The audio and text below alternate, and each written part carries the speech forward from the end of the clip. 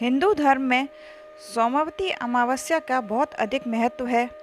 इस दिन भगवान शिव और माता पार्वती की पूरे विधि विधान से पूजा अर्चना की जाती है। सोमवती अमावस्या के दिन शिव मंदिर जाकर पूजा करना बहुत ही शुभ माना जाता है। सोमवती अमावस्या का व्रत विशेष रूप से महिलाओं के लिए अधिक महत्व रखता है।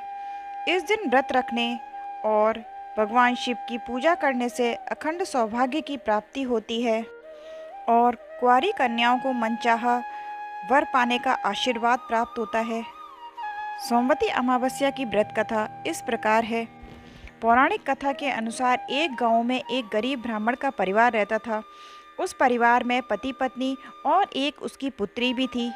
उनकी पुत्री समय गुजरने के साथ धीरे धीरे बड़ी होने लगी। उस पुत्री की बढ़ती उम्र के साथ सभी स्त्रियोचित सगुणों का विकास हो रहा था। वह कन्या सुंदर, संस्कारवान व गुणवान थी, परंतु गरीब होने के कारण उसका विवाह नहीं हो पा रहा था। एक दिन उस ब्राह्मण के घर एक साधु महाराज पधारे। साधु उस कन्या के सेवा भाव से अत्यधिक प्रसन्न हुए। कन्या को लंबी आयु का आशीर्वाद देते हुए साधु ने कहा कि इस कन्या के हाथ में विवाह योग्य रेखा नहीं है। तब ब्राह्मण दंपत्ति ने साधु से इसका उपाय पूछा। कन्या ऐसा क्या करे कि उसके हाथ में विवाह योग बन जाए। तब साधु महाराज ने कुछ देर विचार करने के बाद अपनी अंतर्दृष्टि में ध्यान करके बताया कि कुछ ही दूरी पर एक गांव में सोना नाम की एक धोबिन महिला अपने बेटे और बहू के साथ रहती है, जो बहुत ही आचार विचार और संस्कार संपन्न तथा पति परायण महिला है। यदि यह सुकन्या उस धोबिन की सेवा करे और वह महिला इसकी शादी में अपने मांग का सिंदूर लगा दे तो इस कन्या का वैधव्य योग मिट जाएगा। साधु ने यह भी बताया कि वह महिला कहीं बाहर आती जाती नहीं है। यह बात सुनकर ब्राह्मणी ने अपनी बेटी से धोबिन की सेवा करने का प्रस्ताव रखा। अगले दिन से ही कन्या सुबह ही उठकर सोना धोबिन के घर जाकर साफ सफाई एवं अन्य सारे काम करने लगी। एक दिन सोना धोबिन अपनी बहू से पूछती है कि तुम तो सुबह ही उठकर सारे काम कर लेती हो और पता भी नहीं चलता। बहू ने कहा कि माँ, मैंने तो सोचा कि आप सुबह उठकर सारे काम खत्म कर देती हो, मैं तो बहुत देर से उठती हूँ। यह सब जानकर दोनों सास बहू घर की निगरानी करने लगी कि आखिर वह कौन है जो कि सुबह ही सुबह घर का सारा काम करके चला जाता है।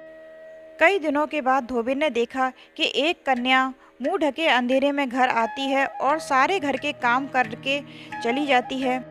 एक दिन जब वह जाने लगी तो सोना धोबिन उसके पैरों पर गिर पड़ी, पूछने लगी कि आप कौन हो और इस तरह छुपकर मेरे घर की चाकरी क्यों करती हो। तब कन्या ने साधु द्वारा कही गई सारी बात बताई। सोना धोबिन पति परायण थी, अतः उसमें तेज था। वह तैयार हो गई। सोना धोबिन के पति थोड़ा अस्वस्थ थे। उसने अपने बहू से अपने लौट आने तक घर पर ही रहने को कहा था।